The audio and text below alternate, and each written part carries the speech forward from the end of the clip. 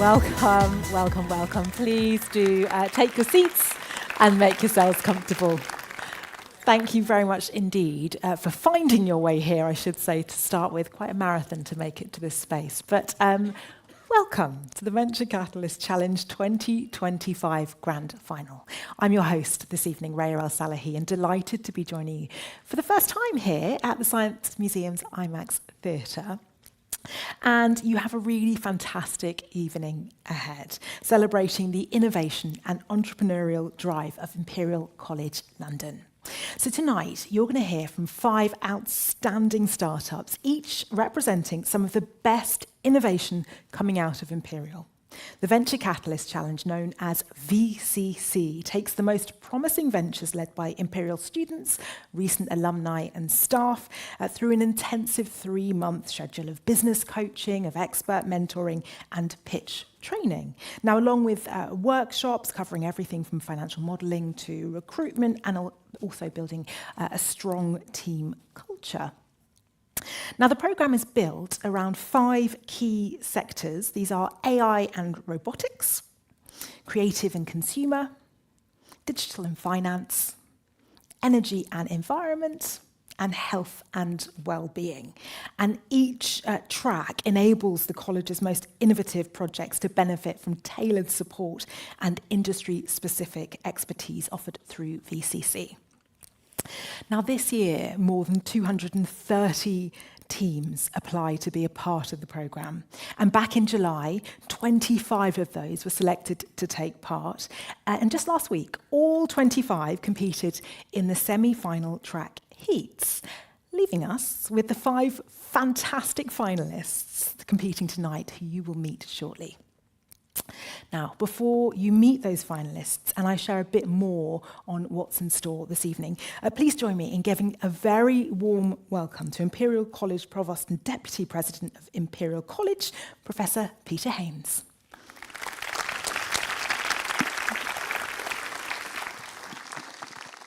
Thank you very much indeed, Raya, and a good evening and a very warm welcome to all of you.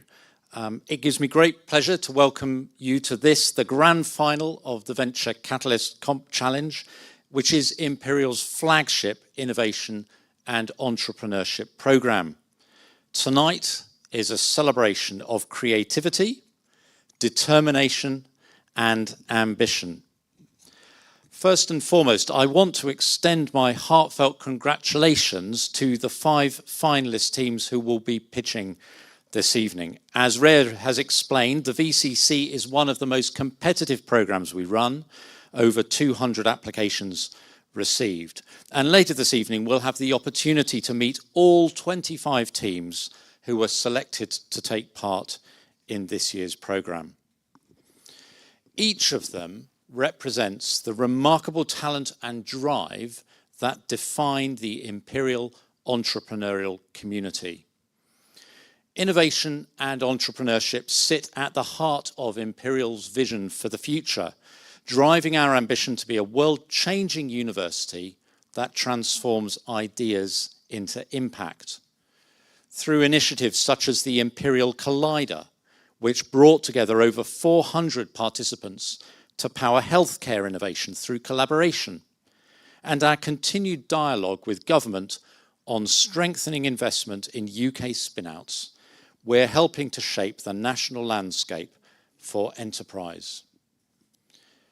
Across Imperial, from the new School of Convergent Science to the expansion of our Imperial Incubator Network and the development of a new scale-up space for science and technology ventures, our ecosystem continues to grow. The Enterprise Lab and Imperial Venture Mentoring Service play a vital role in nurturing the next generation of student innovators, offering guidance, connections, and opportunities that have already supported hundreds of aspiring entrepreneurs. With over £24 million in new industry awards, 14 new spin-outs, and a rapidly growing investor network, Imperial is creating the conditions for discovery to flourish, turning research, creativity, and ambition into ventures that will shape the world for decades to come. Now, this event would not be possible without the generous support of our programme sponsors. I would like to sincerely thank Terra, Dojo Finance, Intesa San Paolo, Novartis, and Earls Court Development Company for their time, expertise, and continued partnership in helping us to bring this initiative to life. We're also deeply grateful to our donors, whose philanthropy sustains and strengthens Imperial's innovation ecosystem, empowering our community to turn ideas into ventures that truly make a difference. This year, we're honoured to introduce, for the first time, a special prize in memory of Lord Harry Rennick, a pioneer in technology impact. Harry was a technology visionary and catalyst and a parliamentary pioneer for IT interests.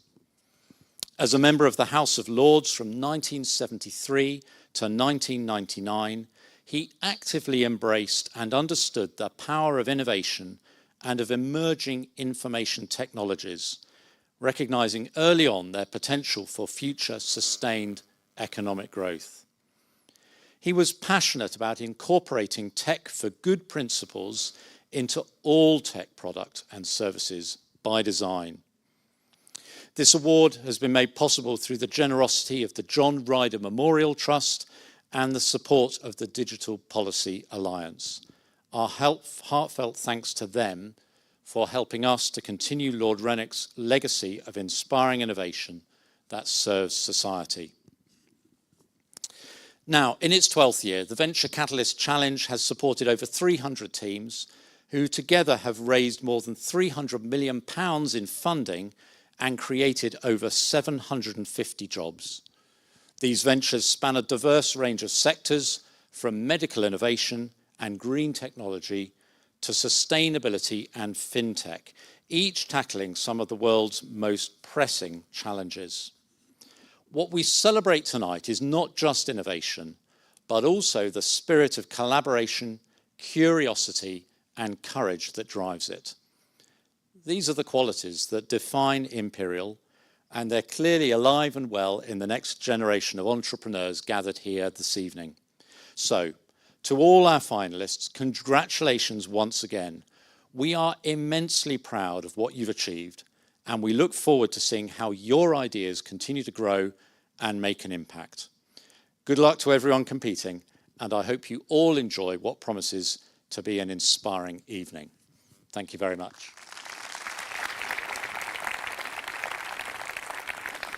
Professor Peter Haynes, thank you very much indeed, and a celebration indeed, having had the chance to have a sneak peek of the pictures that you'll be hearing and seeing shortly. I can wholeheartedly say you're in for a real treat. So let's get moving and introduce you to the winners of each of tonight's tracks, and starting with the winners of the AI and Robotics track, sponsored by Terra. We have CardioVault AI. Next, it's the winners of the Creative and Consumer track, Flixer. Then we have the winners of the Digital and Finance track, sponsored by Dojo Finance, Reporty. And the winners of the Energy and Environment track, sponsored by Intesa San Paolo, Muju Earth. And wrapping up our 5 finalists, the winners of the Health and Wellbeing track, sponsored by Novartis, is Arcus Dental. So you'll be hearing from them all very shortly, and I just have a few more things to share before we get moving.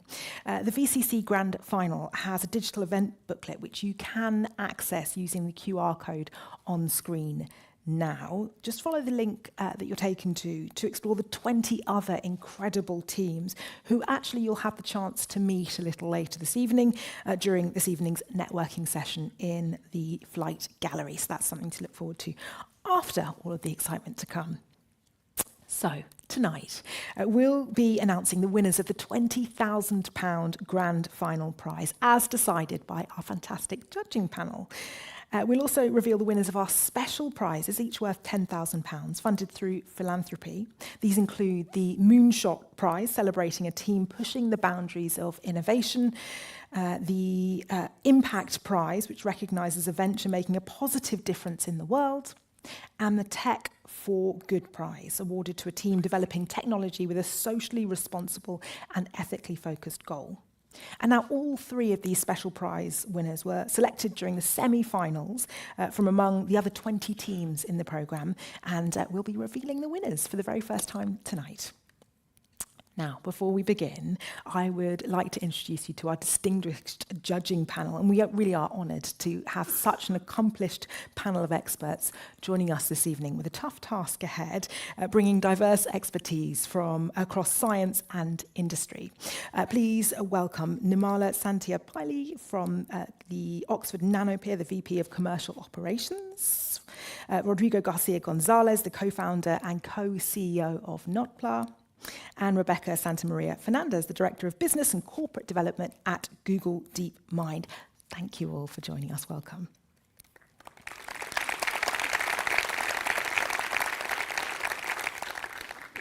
So tonight, the pressure really is on. Our 5 finalists have to convince the judges they deserve to be the VCC 2025 Grand Final winners and take home the £20,000 prize. So, just briefly, here's how this evening's going to run. Each finalist has 5 minutes to give their pitch, their innovation, followed by 5 minutes of questions from our judging panel. Once all the pitches are complete, our judges will step out to deliberate and decide who will take this year's title. And while they make that decision, we're all in for a real treat with a keynote speech from the Royal Academy of Engineering's Director of Enterprise, Anna Avellani. After Anna's keynote speech, we're going to take a short break in which we'll ask you to stay in your seats, just 5 minutes, while we bring the judges back in and announce the winner of the £20,000 Grand Final prize. At which point, we'll also reveal the winners of the 3 special awards too. Now, throughout this evening's event, please do post on social media using the hashtag and handles you can see on screen now. VCC2025 is the hashtag to use. And with all of that out of the way, it's time to get to the good stuff. I would like you to join me in giving a very warm welcome to our first finalists representing the energy and environment track, Lou Alafalan from Muju Earth.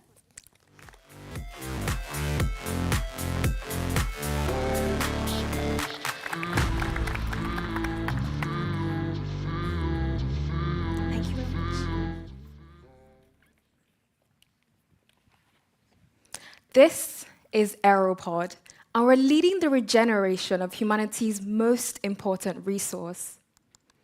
Soil is alive, but decades of intensive farming practices, like using heavy machinery to break oxygen-starved soil open and spreading chemical inputs like fertilizers, killed the life in soil and have left 40% of global soils degraded, expected to reach 90% in our lifetimes. But 95% of global food production still depends on soil. Farming isn't built for the future, and climate change is making things worse.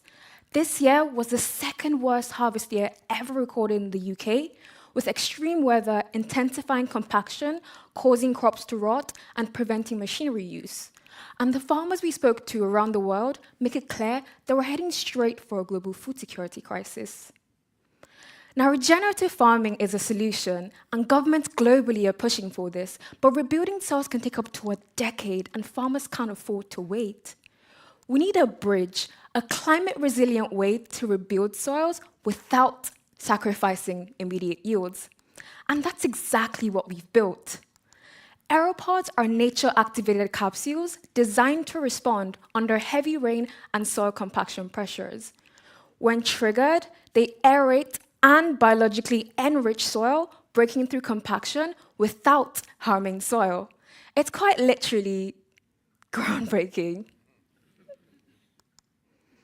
So we're redirecting the focus from chemistry and heavy machinery into innovation, climate-smart innovation that prioritizes the physical and biological health of soil, which has been proven to naturally optimize soil chemistry on its own. We co-created Aeropod with 25 farmers and agri-experts and have designed it to fit perfectly into the workflows of farmers. Aeropods are planted alongside seeds and last all through the season. They're fully biodegradable, breaking down to improve soil health over time, reducing fertilizer dependency. And the best part, we're a novel platform, 60% cheaper in reducing diesel, labor, and machinery costs. And with precise aeration also proven to increase yields by up to 20%, Aeropod's potential impacts are global and massive, outperforming existing methods on every single level. Now, soil degradation costs the UK £1 billion annually, and we're starting here, where strong regulatory mandates and strong momentum towards regenerative farming create perfect timing to scale fast before we move to the EU, US, and China.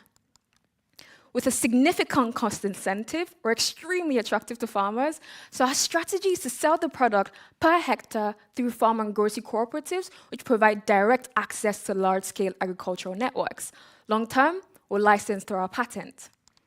We're a team of passionate innovation design engineers with experience leading agri-innovation R&D, and we're supported by a star-studded team from formulations engineering, microbial research, and climate business innovation. Our advisory board consists of farmers, agronomists, industry connectors, and soil science PhDs with over 150 years of combined experience in our space. Since our thesis, Aeropod has been out on fields in Lincolnshire with direct farmer feedback shaping our design. We've been supported at Imperial accelerators, including the Royal Institution's Greenhouse, VCC, and We Innovate. And in that time, we've gotten every single stakeholder needed to make Aeropod happen on board. We've won several awards, including representing Imperial in Vienna, representing Europe in Japan. We're approaching TRL4, validated at Imperial Seawood Park, patent pending, 2 trials secured with a 20-plus growing global waitlist. But we believe our biggest traction to date is being chosen by a group of US farmers who invest £150,000 of their own money, land, time, and resources into agri-startups they believe in. Our own customers are essentially staking their resources on our success. £45,000 has gotten us to this point. We have 2 trials planned for the second quarter of 2026, which is also when we expect our investment and grants to kick in, so there's a gap. £10,000 from VCC has secured our vital manufacturing contract for these trials. The opportunity for an additional £20,000 will allow us to make a key hire, a process engineer central to getting us to production readiness in time for our trials. These trials will then help scale evidence needed for us to raise our commercial round and to raise pre-seed, and also ahead of our more commercial milestones. Now, even if we change our behaviors today, we'll still have 100 years of climate change effects ahead. So let's future-proof our most important resource with groundbreaking innovation. Thank you.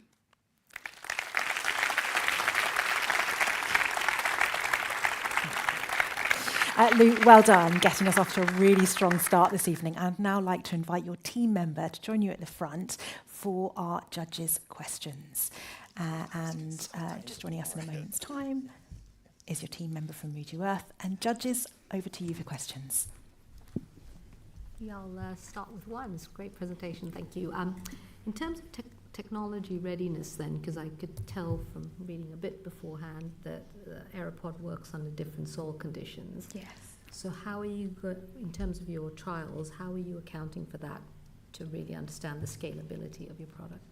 The trials that we're preparing for, how are you, because it depends on soil type, I Yes, think, it the does. effectiveness of the technology. You're absolutely right. So how are you thinking about the trials to guarantee scalability? So if you're doing it only in the UK soil, definitely. but then you're going to take it to, I don't know, another India or China, how is that going to be scalable? Okay, so you're absolutely right. And what we're doing is a sort of tiered approach. We're running trials at the same time in multiple countries because Aeropod is easily transportable. So our trials are in the UK with the support of Adopt grants, so the grant landscape here is really good for that. But we're also running trials in Nigeria as well, which is interesting. So a UK regenerative agriculture research firm here has regenerative research farms in Nigeria. and they've offered for us to test there as well. And the idea behind wanting to test in Nigeria is that they've got diverse soil types, often on a single farm, so we'd be able to effectively test rapidly. They've also got multiple crop cycles, so we'd be able to test a lot in a limited amount of time compared to somewhere like the UK. So we're running all these trials in parallel. Thank you very much. Can you talk a bit more about the farm economics? How, for a farmer, this works? They have to pay something, it's cost neutral. You mentioned it's 60% cheaper? Yes. 60% cheaper of what? Can you explain a bit? Yes, definitely. So currently, the way that farmers would kind of approach the problem would be through tilling. And tilling is incredibly resource expensive because they've got to hire labor, machinery, and diesel. But you would plant aeropod when you're planting the seeds, and you'd effectively get the same thing. Now, for farm economics, it's interesting that you mentioned that. When we were approaching the problem, because we kind of approached it from a very context-driven point of view, we started by prioritizing what farmers prioritize, which at the very first instance is cost. The second thing they prioritize is integration into their workflow, which is where labs often miss. That's why we went the co-creation route. And the third thing they prioritize is climate crisis or anything like that. They're not interested in that. So we effectively, to get the impact that we wanted, we had to really think and iterate across infrastructural solutions, chemical solutions before we arrived at Aeropod. It was a very tedious process. Well done for going first. I think it's nerve-wracking, so congratulations.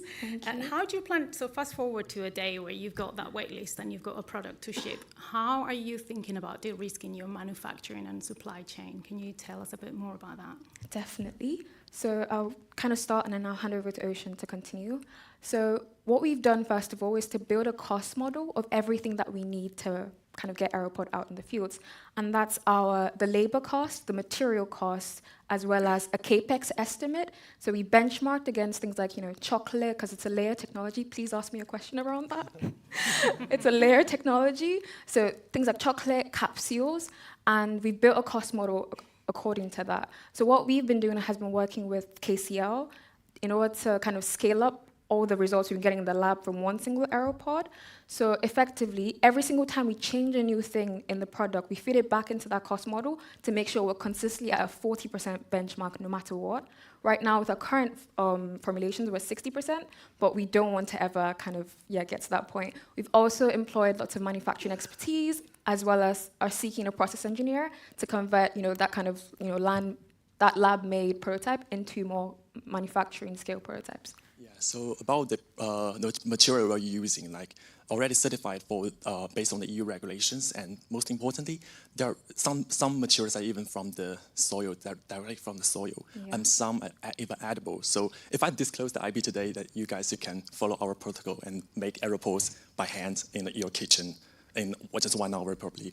And another point is we are on the process of registering a company in China, and I have secured 500k RMB, and we'll invest all the money into the manufacturing for the first batch of Aeropod for the pilot trial next year. Yeah. I just wanted to add, the reason why we did that is because since it's a sort of, the trigger is our innovation, we just have to keep kind of the structural formulations the same. So since we can use anything, it makes more sense to use things that are already certified for soil use to accelerate our time to market. So that's the decision behind that. I'm afraid to say that brings us to time, but Thank Midua, you. thank you very much indeed.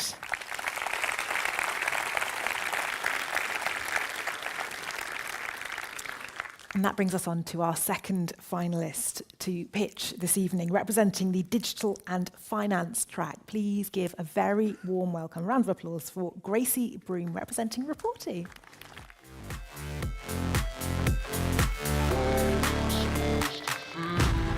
Thank you very much. Hi everyone, my name's Gracie and I'm the founder of Robotics, and we're on a mission to make crowds safer everywhere.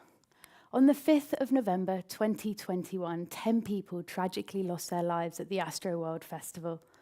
Thousands more were trapped, desperately phoning 911, but in a crowd this big, no one could hear them.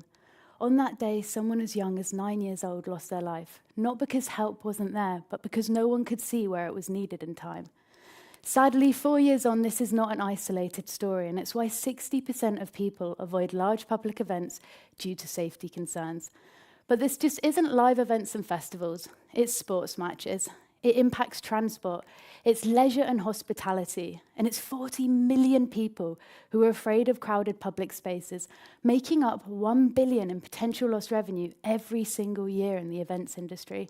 Now, we've spoken to hundreds of operators, all worried about losing revenue, reputation, and repeat customers.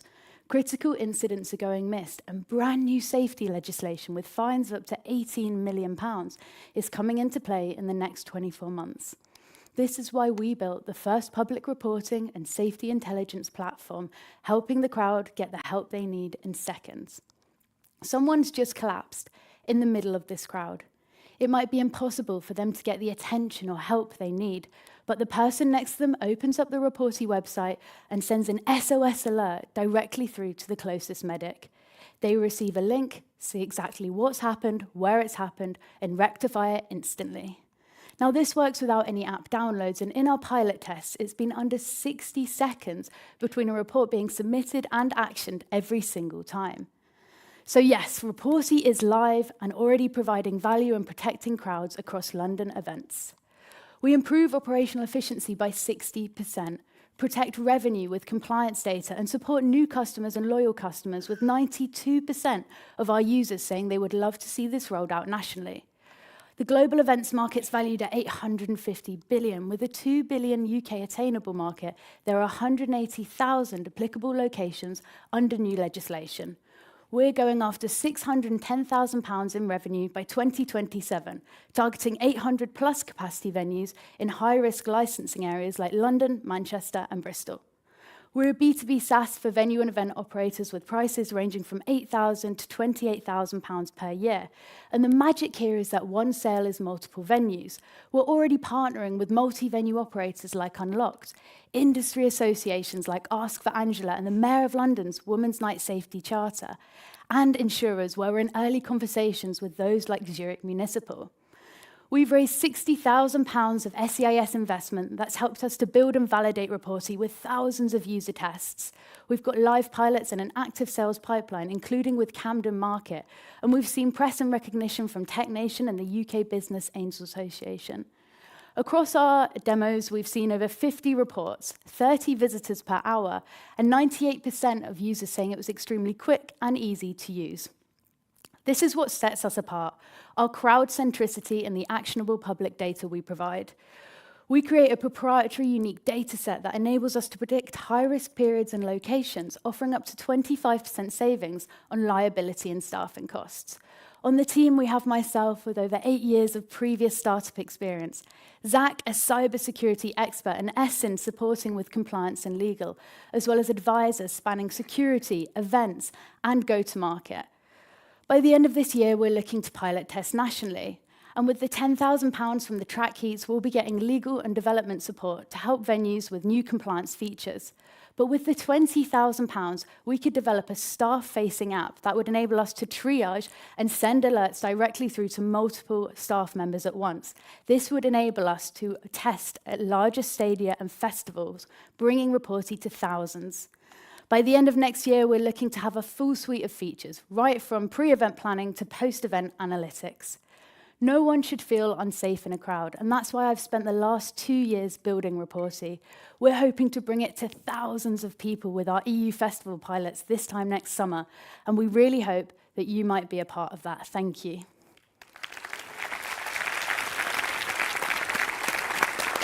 Thank you. Gracie, well done. I'll now hand over to the judges for their questions. Thank you very much. Maybe a question regarding engagement. How you make sure that the people who go to these type of events discover the link and then they use it when they need it. No, 100%. That's been a big thing we've been testing with the pilots. So what we've been doing currently, and with our first pilots, was posters. And I was incredibly surprised by how many people actually scanned just from those posters. So our first pilot, it was posters around the venue, posters on the back of the toilet doors. And we had, I think, over 250 people throughout the night scanning that and seeing that. Now what we're doing is sending the link in pre-event marketing. And we're also looking at other potential ways to do this in the future. So one idea I had was about text blasting everyone when they come in so they've got it on their phone. There's so many different options, and I think it will take testing and validating, but it's all about getting that link to people in the pre-event marketing and making sure they can discover it through the posters there as well. Great pitch and great idea. Thank you. You talked a bit about a proprietary data set, so I'm keen to hear a bit more about that. And then within that question, I guess, what's your data acquisition strategy for the future? Yeah, 100%. So in terms of the data set, this kind of links into competition as well, and what sets us apart there is that no one's really collecting publicly reported data in the way that we're doing. All of the competitors are looking at staff-facing internal reporting. We've designed the way that we're collecting this so it's super quick and usable for the guest, and also super quick and easy for the venues to understand, process, and see what they need to do.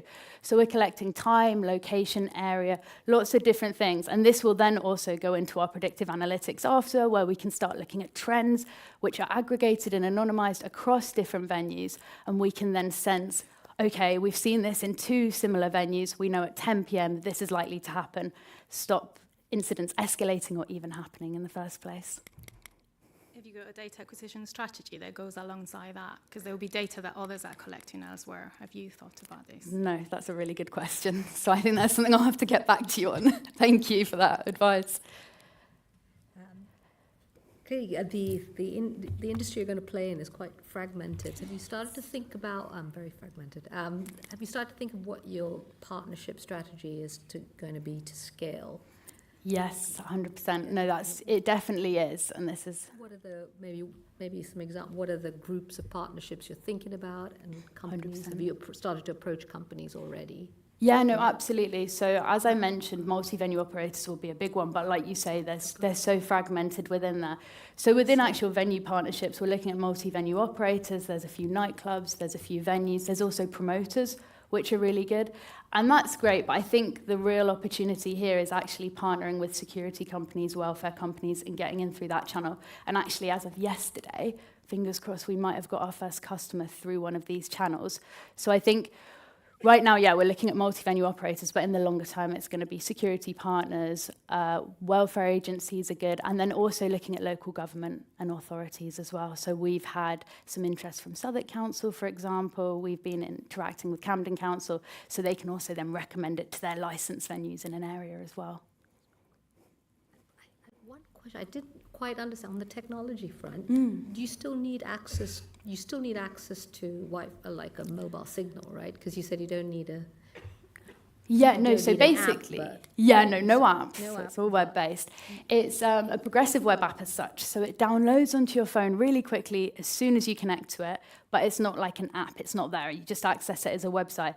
That means that it works in really good low data environments, and when you reconnect to internet, things can be sent. But we're also looking to partner with Wi-Fi operators, because a lot of venues are now putting in guest Wi-Fi if they didn't have it already. And so we're looking at how we can kind of integrate with them and then have their splash page as reporting in every venue when you go to connect to the public Wi-Fi. Thank you. Brilliant. Thank you so much. Thank you.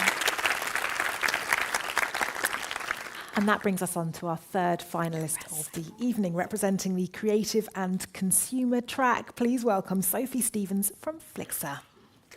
Thank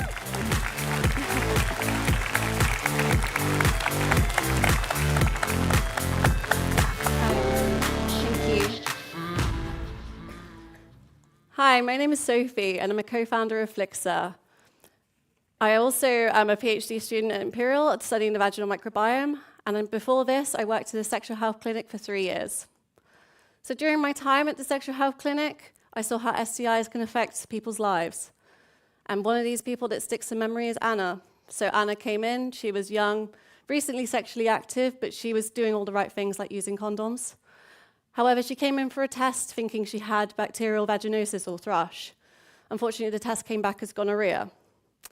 So Anna was devastated and wondering how she was going to tell her boyfriend of 1 week. But she got some antibiotics and she was well on her way. Now, what if Anna's STI hadn't been treatable? What if it was antibiotic resistant? So this isn't just Anna, this is a global headline across the world. And by 2040, which is only 15 short years away, STIs could be deadly due to antibiotic resistance. So HIV diagnoses have surpassed pre-pandemic levels, and Europe's STIs, especially gonorrhea, have surged over 500% in the last 10 years alone. This picture is similar in the UK as well, as you can see here. STIs also burden the NHS, so this is the NHS today. We're currently spending about 180 million a year on antibiotic-resistant infections and 7 to 13 on IVF due to infertility caused by these STIs. Let's look forward to 2050. What does it look like then? So we're spending 3 billion on antibiotic resistance alone. It's 11 to 25 for the IVF on NHS due to the infertility, and these are some huge increases that we can't ignore. So how can we stop STIs at the moment? The only way is condoms. And this is a male condom, and it relies on the male partner using it correctly. The female partner has to trust that her partner can use it right, and that there's no failure. And does anyone know what this is? It's a female condom, which is incredibly difficult to use and even more difficult to find. I don't think I've ever seen one in a pharmacy. So today we're introducing Flixa as an alternative to condoms. It binds viruses and bacteria. It's pH matched to the vaginal microbiome.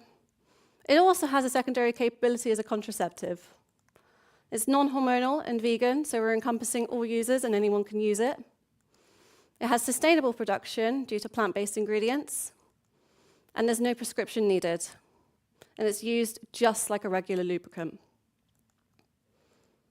So how does it work? So we have a patentable formulation to coat and bind those bacteria before they can cause infections. It's matched to vagina pH, so it doesn't cause any side effects like bacterial vaginosis. And it's spermicidal due to its acidity and binding capabilities. So our target market in the UK is mainly young people, so people most likely to attend sexual health services. There was 1.6 million visits in the last year alone for this particular demographic of 25 to 34. There's also younger demographic as well, 15 to 24, equating for over 50% of chlamydia and gonorrhea cases in the UK. We've spoken to over 200 of these demographics, and everyone we spoke to was incredibly interested in this product. So this is how the global market looks at the moment. So we've got 15.5 billion as a global condom market. We're looking at a serviceable market following our business plan of about 1 million per year. So this is our current business plan. We plan to go D2C using crowdfunding, utilizing existing partnerships with women's health review platform, The Lowdown.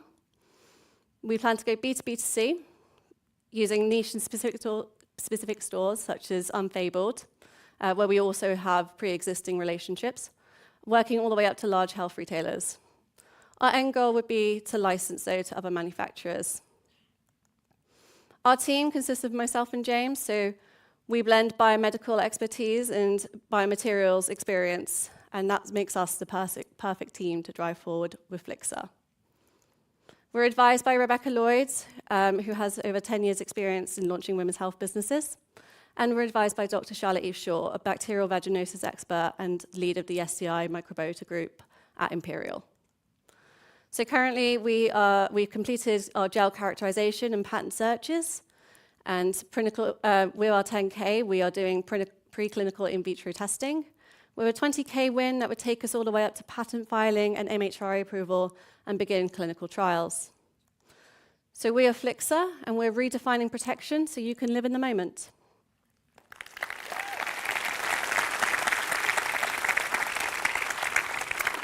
Thank you very much indeed. Well done. I now will invite your team member to join us on stage for judges' questions. Welcome. And judges, over to you. Great job, well done. Can you just clarify what are the initial clinical endpoints you're looking at for the next phase, and how have you so far actually proved that there are indications on STIs? I wasn't clear on that, and of course STIs are huge. There's a huge range of them as well.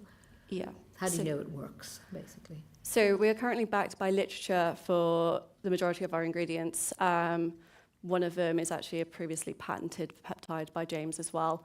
So we plan to do preclinical in vitro testing, so within the laboratory using cells and bacterial cultures to ensure that we are doing that. And we're going to do dilutions of the gel to ensure it remains effective, basically.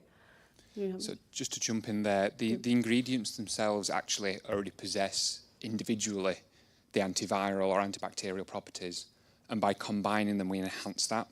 So we're actually able to broaden their capabilities. And it's that unique combination of these different ingredients that give it such an potential efficacy. We've already seen in our early stages that bacterial activity is decreased in our initial product. And we can only enhance that by using the development from here to see what can we target, how can we make it even more effective beyond what it already can do, which has already been demonstrated. Can I ask you a bit about so I believe there is a market. How do you shift behaviors? You know, it's not there today. How do people start thinking about it? And I guess fast forward to what's your marketing strategy? So we're looking at markets. Yes. So currently there is a decrease in the use of condoms. Like people just are not using them. However, the majority of participants that we've spoken to do use lubricant. So if you can just trade out your regular lubricant for this STI preventing lubricant, that alone will provide a big difference and hopefully reduce STI burden across the globe is the aim of the game. You mentioned different ways or route to markets. You mentioned licensing, for example, to Reckitt or to other multinationals. Mm-hmm.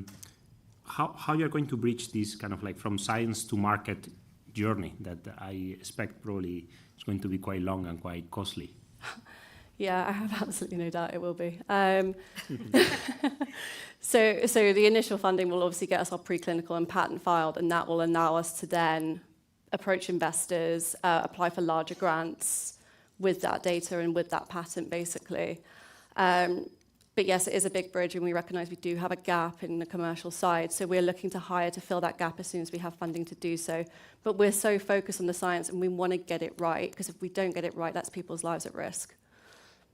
Again, just to jump in, we've intentionally looked at how would we source our material, and each material has already gone through the appropriate regulatory approval.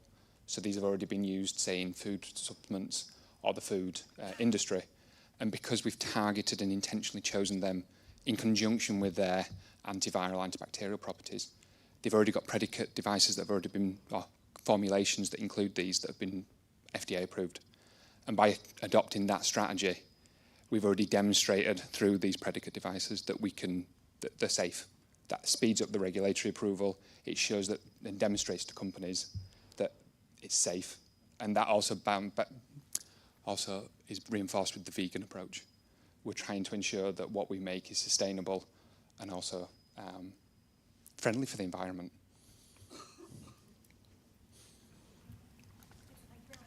Thank you. Thanks so much. Thank you. And that brings us on to our fourth finalist of the evening. Please welcome, representing the Health and Wellbeing track, Rojanne Stouffer from Arcus Dental.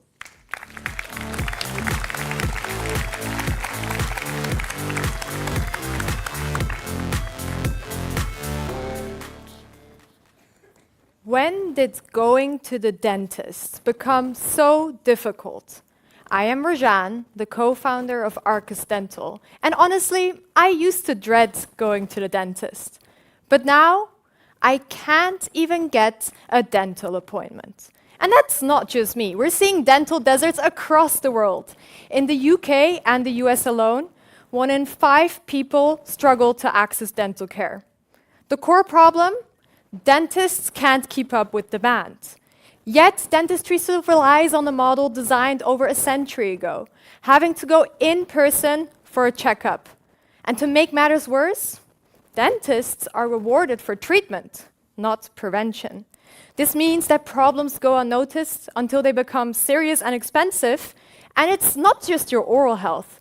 It also impacts your long-term health related to diseases like diabetes, and Alzheimer's, leaving a massive burden on the wider healthcare system. So, what are your alternatives today? Dentist-led video calls, which don't let the dentist examine inside your mouth at all, and B2C monitoring solutions, which provides inconsistent low-quality images and completely remove your personal dentist. At Arcus, we're building a device that enables you to do dental checkups from home. So how does it work? Your dentist refers Arcus to new or existing patients at a lower cost than an in-person checkup. You then use the device to take images of your mouth at home. Our award-winning device uses multispectral imaging to reveal what neither the eye or the smartphone can see. It captures insights below the surface of your teeth and into your gum health. And we're currently preparing to patent our imaging system that captures the entire oral cavity. Then your dentist reviews these images with the help of our algorithms. And finally, you receive your personalized oral health report. Dentists pay Arcus a subscription per patient per month. With our solution, dentists can perform checkups 4 times faster than in person, freeing up time for higher value treatments. At already a 25% patient uptake, the average UK dental practice can increase their profits by 50% per dentist per year. Every iteration has been shaped through feedback from dentists to ensure that our images meet real clinical needs. In fact, we have demoed to over 40 dentists and engaged more than 120 patients. Patients told us they want remote care, but only with their personal dentist, not just another random app. And dentists agree. They want tools that extend the care beyond the walls of their dental clinic, not replace them. Working so closely with dentists means we can quickly validate the quality of our prototypes, getting us to the patent-ready version of the device that we have today. And most excitingly, we received a letter of interest and in-practice testing from Colosseum Dental Group, Europe's largest dental provider. So how are we going to make this happen? We will first launch as a self-certified Class 1 medical device, ensuring a faster and lower cost route to market. Our early adopters are the 1,000 UK practices which are already at capacity. By shifting just 10% of their low-maintenance patients to Arcus, we can reach 240,000 patients. Then we'll integrate into dental service operators and insurance models. Many of these UK dental groups, like Colosseum, have networks expanding across Europe and the US, providing reach to a further 14 million patients. And in these geographies alone, there are 160 million people living in dental deserts. Looking beyond, our growing image data set becomes the foundation for AI diagnostics and data licensing. The founding team met while working together in our Masters in Design Engineering at Imperial. We decided to use our skills in hardware development and computer vision to tackle this urgent problem. And we're supported by an excellent board of advisors, including dentists and clinical researchers. So what's next? Winning the track meets means that we are now filing our patent. Winning BCC tonight will allow us to prototype our biosafe mouthpieces and manufacture our next prototype batch. This will allow us to produce the demo units for our upcoming conference with Colosseum in December, where we invited to demo our device to over 600 dentists. And it will further be used for our scheduled in-practice testing in Q1 next year. With your help, we can get our device into the patient's hands and mouths as soon as possible. Our vision as Arcus is to make dental care more accessible, efficient, and preventative. We would love to connect with anyone here this evening who shares our vision of transforming oral health care worldwide.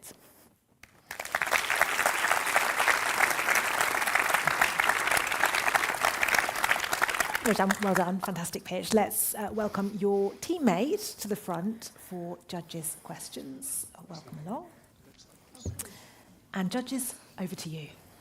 I was going to ask to see this, actually. So Yeah. Maybe you can start by explaining a bit how the device works, or unit economics as well, and how you plan to manufacture. Okay. Yeah, sure. So the device you see in front of you is it's a prototype that we started with. It's a looks-like prototype that we started our iterative process with dentists, and we realised that it wasn't capturing all the comprehensive things they wanted to see.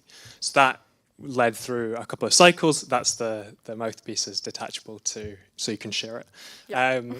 So yeah, we've iterated that since, and the device that we have today in our lab prototype is the one that we're patenting. Exactly. From a unit economics point of view, it's using existing technology that's similar to the sensor that's in your smartphone, but we are implementing it to comprehensively image the entire mouth. So like the way, I'll not get into it for patent reasons, but yeah, the unit economics are fairly low cost. We're hoping to sell the device to patients at £55, and then dentists get a commission, and we make a margin on that as well. Can I piggyback on that? Go for What it. is it that you're patenting in 15 seconds? In I 15 guess? And seconds. have you checked or have you considered something that plugs into your phone? Because everyone has a phone. So what device could you make that just plugs into the phone? Absolutely. So this is something we thought about a lot. And Rajan mentioned there's the B2C monitoring solutions, which use smartphones already. So we've got two categories. We've got just like using your phone, but it's really hard. Like dentists get images of your mouth already. Like you can't see the back, they can't see the tissues, they can't see the gums. And then there's some like scopes that plug onto the camera, but again, it's the same thing. The lighting is inconsistent, every smartphone is different. So by building a dedicated, controllable, repeatable device at a low cost, we're tackling that challenge. Take me through that patent in 15 Oh seconds. yes, sorry, the patent. Yeah, so it's a combination of the part that goes in the mouth and the user steps that let us take the series of images that the dentists need to see. Does that make sense? Thank you. Thank you. And like the commercial model in terms of how you generate revenue. If you think of a system which is like there's both the private dental care system, but then also the public sector. Yeah. How have you thought of your commercial model differently or not for those two? Yeah, so we'll first integrate into mixed practices with the private sides, because then we can prove our technology in the private segment. And of course, given it's a mixed practice, they also have NHS services. So once the NHS sides of the practice can tell, okay, this is working, patients are trusting it, dentists are uptaking it, then we have a much more trusted and faster route to market also on the NHS side of things. However, we are building an NHS independent business model. I was going to say, because who pays in the NHS side? Because a consumer wouldn't pay the 55. From the NHS side, who will pay? Well, that will be then part of the NHS system. That's a completely different path, but the hardware will still have to be bought up front. Thanks. Okay, if no further questions, that brings us to time. Thank you very much indeed.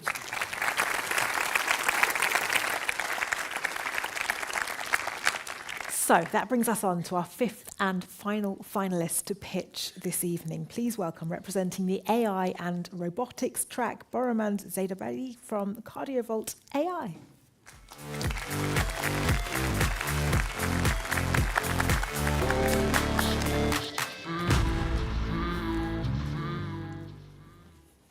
My name is Boromand, the co-founder of CardioVault.ai, where we predict heart disease before symptoms appear. Heart disease is a world's leading killer, claiming one life every 2 seconds around the world. And a major reason behind this is that heart disease is detected too late, when disease has already advanced. For example, in heart failure, over 80% of cases are diagnosed in the emergency department when the patient presents acutely unwell. We're going to tackle this problem using an on-tap resource, the electrocardiogram, or ECG. I'm sure every single person in this room and at home have either had an ECG done or know someone close to them who've had it done. That's because they're an abundant tool in healthcare, with over 1 billion performed around the world, 300 million in the US, and 300 million in Europe. And by applying AI to our own proprietary dataset of 1.2 million ECGs, with over 20 years of follow-up, we've been able to identify digital biomarkers of future disease. So let's have a look at the current pathway. You come into the GP for a general checkup. An ECG is taken, and it's normal. A few years down the line, another ECG, normal. And what tends to happen is the first diagnosis of heart disease is made when you present with symptoms. And at that point, it's far too late. But with CardioVault.ai, in that initial GP visit, to the clinician's eyes, it's normal. But our models can pick up subtle biomarkers indicating current and future disease. This can provide clinicians with actionable insights so they can begin earlier treatment. And so by predicting disease 10 years into the future, we shift the paradigm from reactive treatment to proactive prevention. We've validated our models on a global scale across 4 continents and 6 million ECGs combined, and the media is taking notice, with front-page coverage of The Guardian, who picks up on our tool that can predict future diabetes, and numerous other media outlets describing our AI as superhuman. We've spoken to a whole range of customers, from individuals, integration partners, and organizations, and we're simply starting to exist in care pathways. First, beginning with electronic healthcare record providers through a per analysis fee. And in fact, the largest electronic healthcare record provider in the UK not only wants to onboard us, but they're actually demoing our products in a conference later this month in the US. We're also going to target private GP clinics. We'll begin proof of concepts in the NHS, and our first pilot launched just this week in Northwest London, and we're going to use the data to scale to the US market. As we get our regulatory approvals, we'll target pharmaceutical companies through clinical research organizations. If we capture Imperial NHS trusts, we'll have an obtainable market size of $3 million. Once fully integrated into electronic healthcare record provider, we'll have a market reach in the UK and US of $4 billion. But our goal is to be embedded in every single device around the world that can record an ECG. But there are other players out there, both in Europe and US. So what makes us stand out? We have the largest scale validation, we have the best in-class explainable AI, and we are the only team that can predict the future. So if I were to ask you, in 2025, with competitors, why is heart disease still detected too late? It's because others detect the present, whereas we can detect the present and predict the future. And it's going to be difficult for others to replicate this for 3 reasons. We have our own proprietary data set, which is hard to curate. We've filed a patent for Imperial College London covering our AI methodology. And most importantly, we are a world-leading multidisciplinary team. I'm a PhD student with background in medicine and AI model development. Dr. Arinash Yisao is an AI clinical lecturer and pioneered model development. Professor Fu Xiong Ong, consultant cardiologist and professor of cardiology with deep networks in the NHS. And Dr. Libo Pastika, clinician with model experience. So within our founding team, we have this dual expertise of clinician coders. We're also joined by key opinion leaders from Harvard and Imperial with expertise in implementation of AI in healthcare. In the past 12 months, we've participated in 4 accelerators and have written our quality management system. Now, we're in the process of spinning out of Imperial College London, received £100,000 of Innovate UK funding, and our NHS pilot has just begun. And that brings us to today. So grant funding alone is insufficient to get us to our first crucial milestones, our first regulatory milestone, QS certification, and our first software milestone. But with the help of the VCC prize money, we can not only achieve that, but do so in 6 months' time, meaning we can de-risk, scale, and increase our chances of fundraising. Since the start of my pitch, 150 people have died of heart disease. That's 150 families changed forever. But with a simple ECG and cardiobot.ai, we're going to change that. Thank you.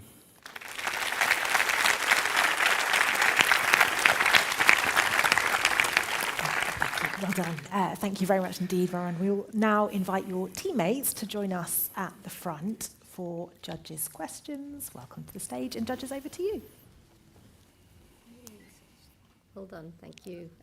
So firstly, what is your moat for sustainable competitive advantage, right? What stops another company just taking lots of ECGs and developing the same, especially with AI being what it is today? Thank you. So we've got a very wide range of moats.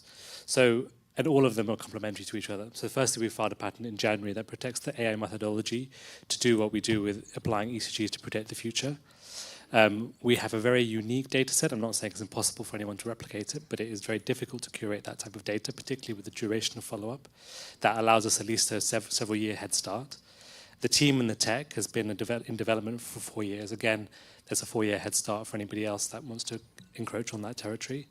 And our explainable AI pipeline really is best in class. And again, that provides us a head start compared to others. And it's something that's seen as increasingly important with any AI application, but particularly in healthcare, where clinicians such as us want to know what the model is doing, and we don't want to trust black boxes.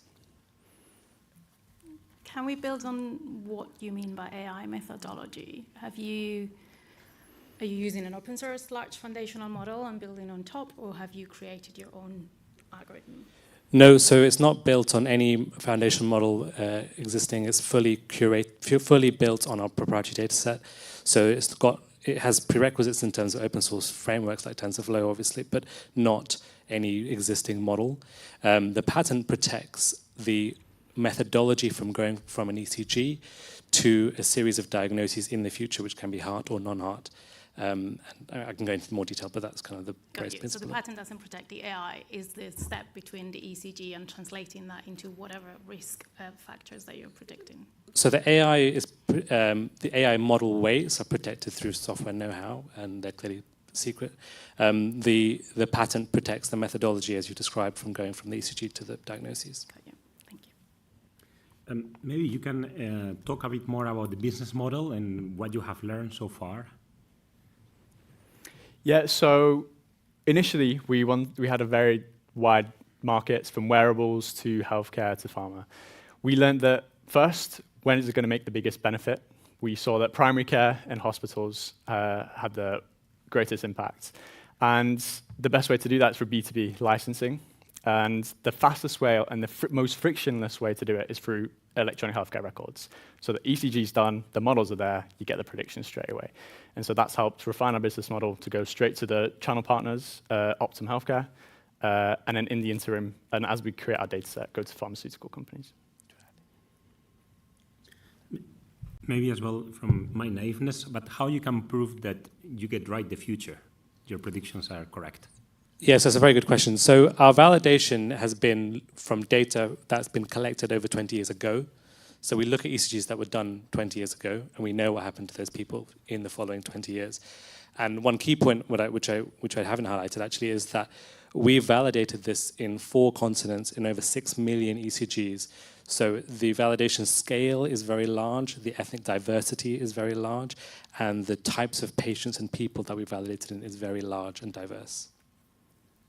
And if we can add, one of our strengths is that we are clinicians with deep networks in the NHS. So we've now just started the first pilot study of prospective validation. So having looked at all the retrospective data from the last 20 years, we're now at Chelsea and Westminster starting a study this week, which will recruit for the next year or so, giving us, I think, real-world NHS data, which will be very strong for us.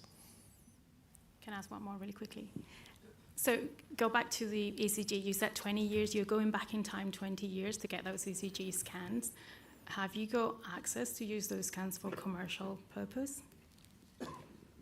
Yeah, so this came from an Imperial Harvard research collaboration that is now going through the process of having an agreement to use that for commercial purposes. And you know, the ECG has been around for 100 years, so one of the great things about it is that it really hasn't changed. So the ECGs then are the same as the ECGs now. Yes, for the purpose you want to apply, it didn't exist back then, so you're going to have to get that consent.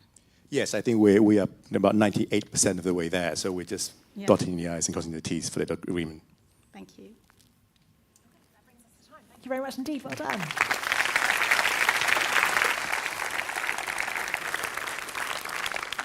Okay, so now you've heard from all 5 fantastic startups this evening pitching their innovative projects. It is time for our judges to step away. And you now have the very tough task of deliberating, deciding which of those pitches deserves to win the Venture Catalyst Challenge 2025 Grand Final. So thank you very much indeed, judges. Now, while our judges leave us and make up their minds, I'm delighted to introduce a very special keynote speech entitled Engineering Tomorrow's Economy, Why University Innovation Matters. And for that, please join me in welcoming the Royal Academy of Engineering's Director of Enterprise, Anna Aveliani. Welcome.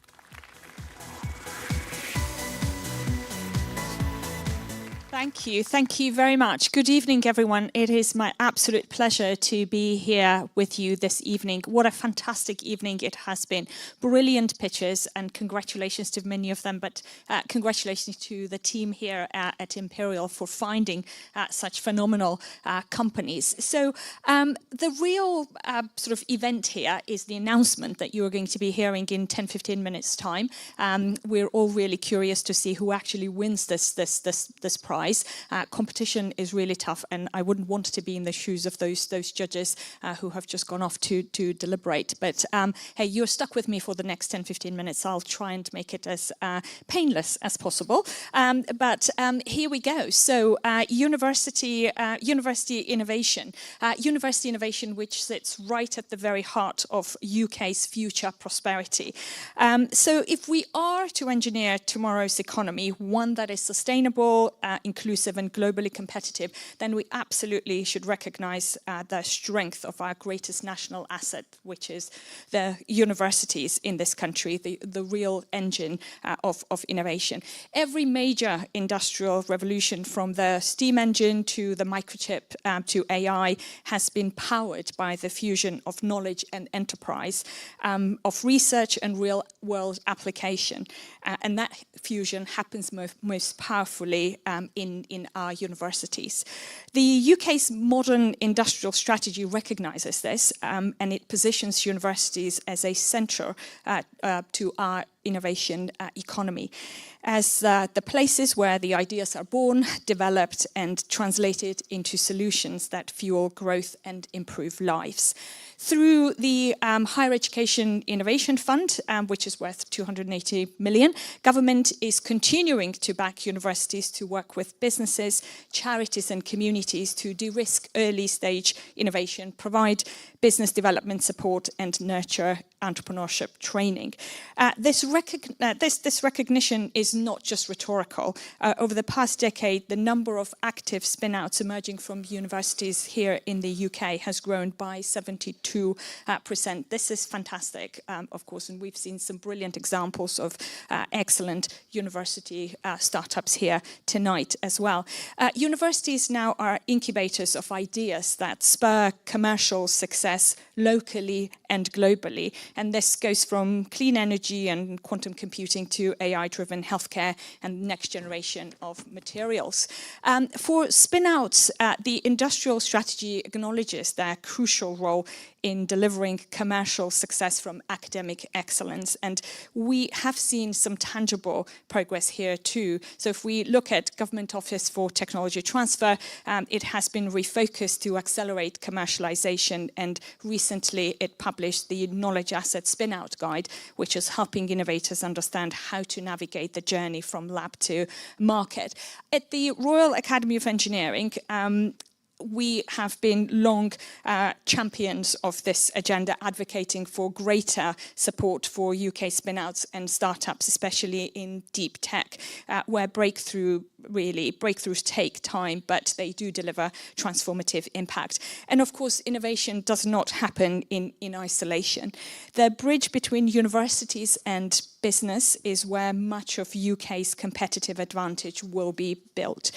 When academia and industry collaborate, the benefits flow both ways. And for academics, this means tackling challenging research questions with real-world applications, seeing their ideas make tangible impact, and of course, accessing new data, skills, and often equipment as well. For businesses, on the other hand, it means de-risking investment in research, tapping into world-class expertise, and extending technological capabilities far beyond what a single company could achieve alone. Such partnerships are not only good for those directly involved, but they are fantastic for UK economy. Investment in collaborative R&D drives productivity, growth, and high-quality research outputs. The Academy's Bhattacharya Award celebrates exactly this kind of collaboration, where sustained partnership between academia and industry creates long-term value. This year's winners, which were announced only a few weeks ago, the University of Warwick and Tata Group, exemplify the power of partnership. So over 2 decades, they have built one of Europe's largest R&D hubs, the National Automotive Innovation Centre. And their story shows us what's possible when business and university work together around shared goals, shared risks, and shared ambition, most importantly. At the Academy, we believe this collaboration is not peripheral. It's central to our mission as an organisation to engineer better lives. Nowhere is this more visible than in the UK, in the rise of UK deep tech, a sector that's grounded in engineering and cutting-edge science that is tackling the world's toughest challenges: clean energy, advanced materials, quantum computing, biotechnology, just to name a few. So in 2023, there were 591 deep tech spin-out companies across the UK, making up 17% of all high-growth businesses in this sector. And between 2013 and 2022, we have seen these companies raise over 7 billion in equity investment, which is more than a third of all deep tech investment in that period. These companies emerge from phenomenal universities in this country. This is everywhere, really, from Edinburgh to Exeter, from Manchester to Southampton. And of course, we have brilliant examples from Imperial as well, showing just how deep and diverse our research base truly is. And the momentum continues. Our Spotlight on Spin-Outs report, and this is an annual report that the Academy publishes. The 2025 report shows the sector's strength and evolution. Just to give you a few stats here, in 2024 alone, UK spin-outs attracted just under 3 billion in equity investment.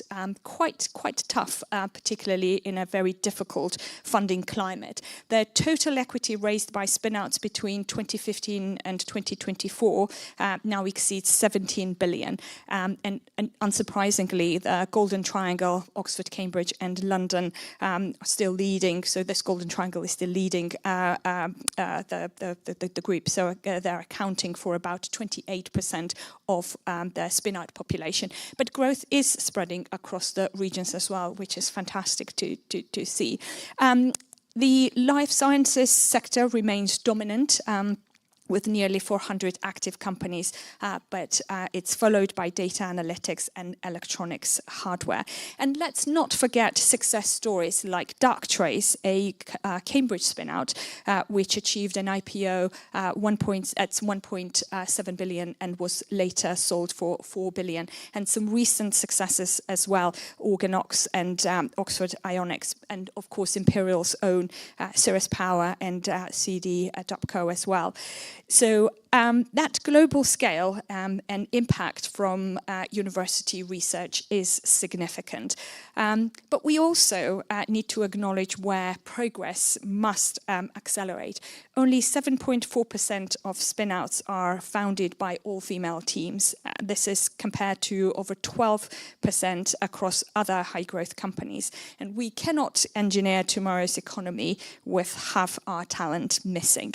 The Academy and our partners are committed to making entrepreneurship and engineering diverse, inclusive, and equitable.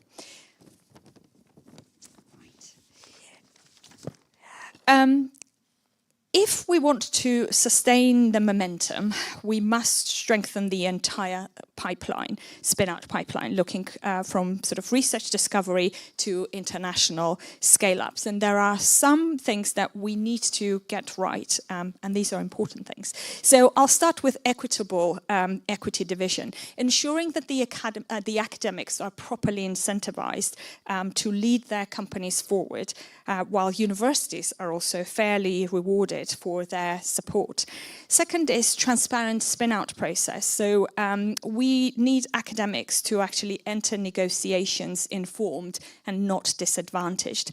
Resourcing technology transfer offices, really, really important. They need to be resourced properly because they are the linchpin of successful knowledge exchange. And finally, expanding investment and support for deep tech. Deep tech companies need more funding at all stages, whether they are at seed or Series A, but growth funding remains a real challenge here in the UK. We've got about 57% gap between early stage funding and growth stage funding that needs to be bridged. Now, coming back to early stage funding, proof of concept is especially vital here. Since the government's spin-out review, we have seen encouraging increases in proof of concept, but much more is needed, particularly in regions distant from major investment hubs where ecosystems are still developing. Proof of concept funds are bridging the gap, helping great ideas survive the valley between research and commercialization, research and revenue, really. And let's be honest, while university innovation starts in the lab, it succeeds only if met by the right investors downstream. Investors who understand that technology, science, and the long road to scale. And this is where the Academy's Science and Technology Venture Capital Fellowship Program comes in, which is delivered in partnership with Imperial Business School. We are cultivating investors with, we're supporting investors, helping them with with understanding the technology first, and then vision that is needed to guide UK science and engineering startups from spin-out to global success. We are just in the process of recruiting our second cohort, and the group is very, very impressive. So as we look ahead to the next decade of industrial and technological transformation, the question isn't really whether universities matter to the economy. I think we all know the answer to that. They are the economy's innovation engine. The real question is how fast can we help them fire on all cylinders?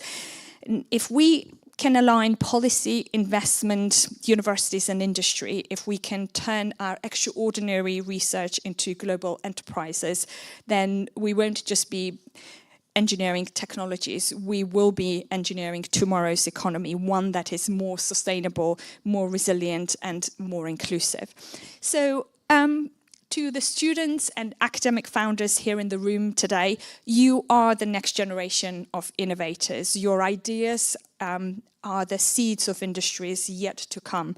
And to the investors and corporates, you are the bridge that turns invention into impact. Really important for the ecosystem. And to all of us, policymakers, engineers, educators, we share one responsibility, which is to ensure that UK remains a place where ideas grow and collaborations thrive, and most importantly, where innovation leads to better lives for all. Thank you.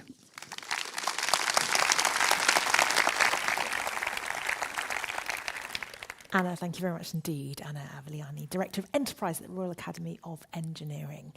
We are going to just take a pause now, allowing our judges to settle back in. And may I suggest, while we take that 5-minute pause, you use the opportunity to scan the QR code on screen to see the entire Venture Catalyst Challenge 2025 cohort, familiarise yourselves with them.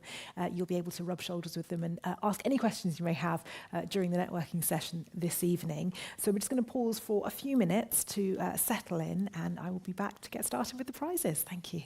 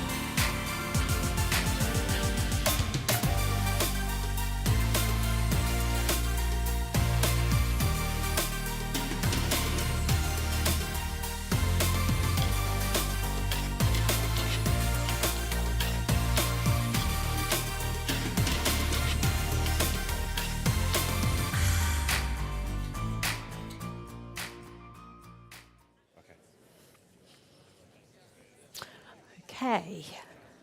Thank you for taking that moment to just pause with us. Really pleased to say it's time to start with the 5 track prize announcements. And to do so, I'm going to invite some special guests on to award each team and pause for photos to be taken on stage. To kick us off, let's start with the AI and Robotics track. And I'd like to invite Harvard Ramstad from Terra to the stage to present the first prize. Welcome. And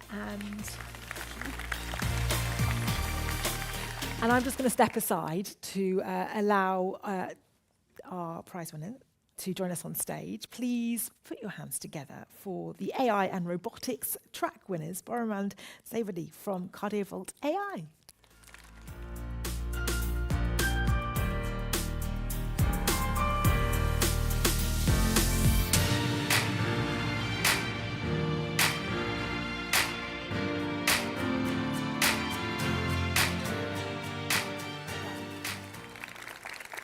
Next up, I'd like to invite Ben Mumby-Croft from Imperial Enterprise Lab to the front to award the next prize. Welcome.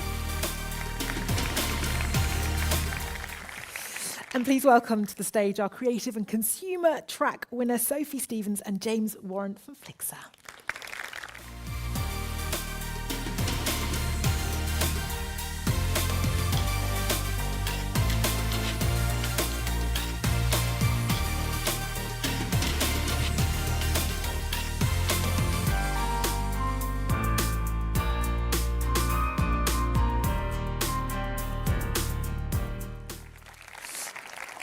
Very important to get those right angles. Okay, moving on. I'd like to next invite Rob House from Dojo Finance to the front to award the next prize. Welcome. And please give a big round of applause for the Digital and Finance track winners, Gracie Broom from Reporty.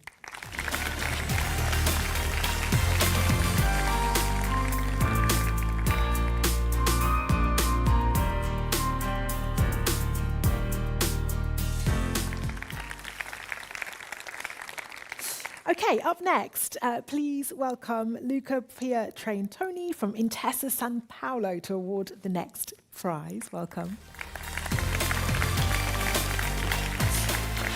And please keep that round of applause going for the Energy and Environment track winner, Lou Afulan from and Ocean Who from Muju Earth.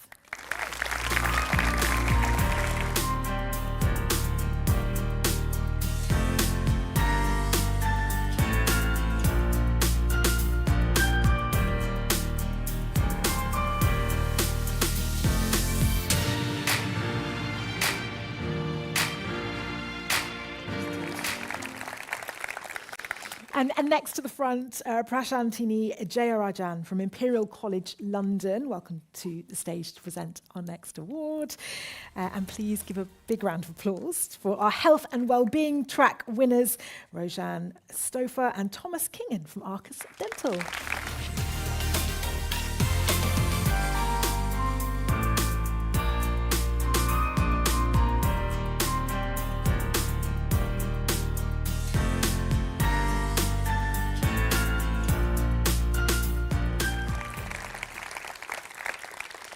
Okay, now if you're watching all of the pictures tonight and wondering how you can find out more about anything you've heard so far, how you can get involved with the fantastic work the Enterprise Lab is doing, there will be a stand in the Flight Gallery for the networking reception following this evening's event, where you can speak with the head of the Enterprise Lab, Sarah Wrench of Hale, who you can see on the screen now, along with other members of the team too. The Enterprise Lab is really keen to speak with anyone open to partnerships or sponsorship opportunities, so please do take a good look at the screen and find the team in the networking reception.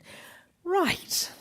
Time now to announce tonight's winners, including the £20,000 grand final prize, as decided by our judging panel. We'll also be announcing 3 special prizes, 2 of which funded by generous anonymous donors. The Moonshot Prize, which rewards a team pushing the boundaries of innovation, and the Impact Prize, recognising a team making a positive change in the world. Each of these is worth £10,000. And the third, the Tech for Good Prize, created in memory of Lord Harry Rennick, also worth £10,000. Now, all of these special prize winners were selected during the VCC semi-finals and chosen from the other 20 teams on the programme. And tonight, for the very first time, we will be revealing them. So, I'm delighted to announce the winner of the Moonshot Prize, rewarding a team pushing the boundaries of innovation, winning £10,000 tonight, is iSonic.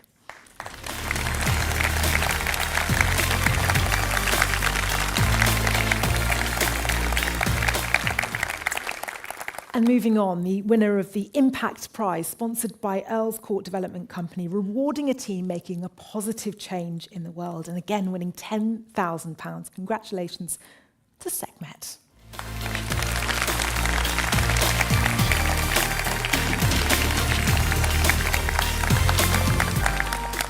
And that brings us on to the Tech for Good Prize, donated by the John Ryder Memorial Trust in memory of Lord Harry Rennick, rewarding a team building technology with a positive or ethically focused goal.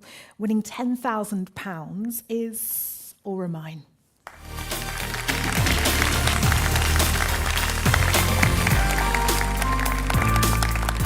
Congratulations to you all. So, the moment you've all been waiting for, the announcement of the £20,000 grand final prize. And for this, I will be handing over to our judging panel, Rodrigo Garcia Gonzalez.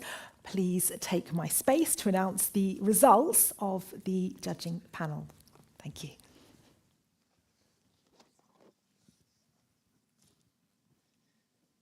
Thank you very much. So the jury has decided that the winner of the BCC 2025 Grand Finale is Reporty.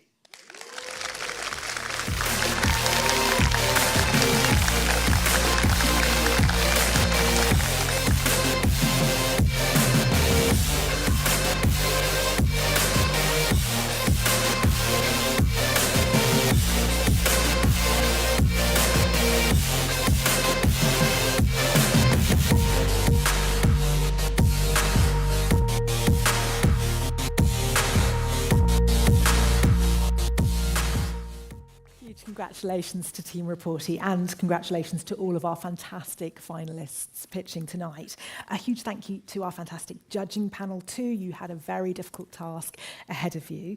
We are also incredibly grateful for all of the sponsors who've made tonight and the programme itself possible. These are Terra, Novartis, Dojo Finance, Intesa Sanpaolo, Earls Court Development Company, and our donors, including those supporting the Tech for Good Prize in memory of Lord Harry Rennick, as well as our private philanthropists. Your support makes VCC possible, so thank you very much indeed. Can I just ask for a quick round of applause to all of the teams who took part in tonight's competition, to everyone who pitched tonight. You are incredibly impressive, so thank you very much indeed.